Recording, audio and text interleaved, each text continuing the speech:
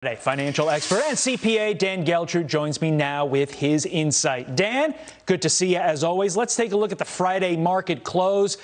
Look, futures, when the announcement came in, were not looking good. Then over the course of the morning, as we started getting more information, they definitely improved, ending the day not as bad as many expected. But going forward, what does the president's COVID diagnosis mean for the markets?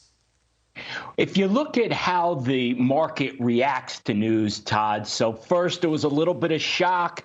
Things were shaken up. As you said, we got more information. The market calmed down. Look, the market is concerned about what events potentially could take us into a recessionary period. And the president getting COVID is not going to do that.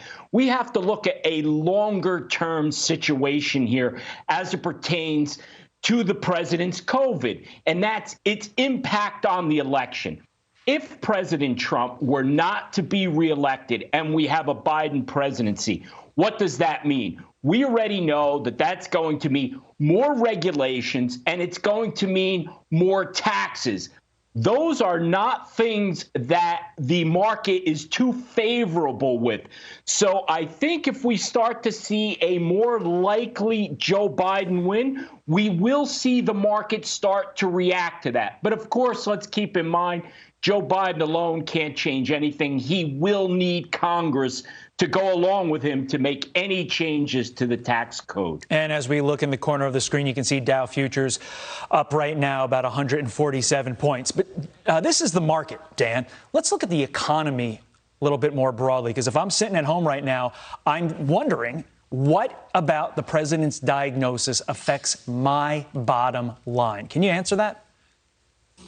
Well, yeah, because what we have to realize, Todd, is we cannot stop the virus. We could only slow it down. And the president getting the virus highlights that situation. So we have to understand that we have to live economically around this virus. And I know that Joe Biden, for example, talked about he is going to listen to medical advice as it pertains to the economy, which can mean shutting down more areas of the economy. Now, let's keep in mind that doctors handle medical issues. They are not economic experts. So I think if we have another spike, if we have a change in the presidency, we could absolutely see a slowdown in the economy. Well, obviously, the stimulus is also a big factor. We didn't even get a chance to talk about that, but if that comes in, definitely the markets are going to like that, as will the economy, but we will see. Dan Geltrude is always live from the great hamlet of Nutley, New Jersey. Dan, we thank you. Jillian. Dan also wearing a yellow tie.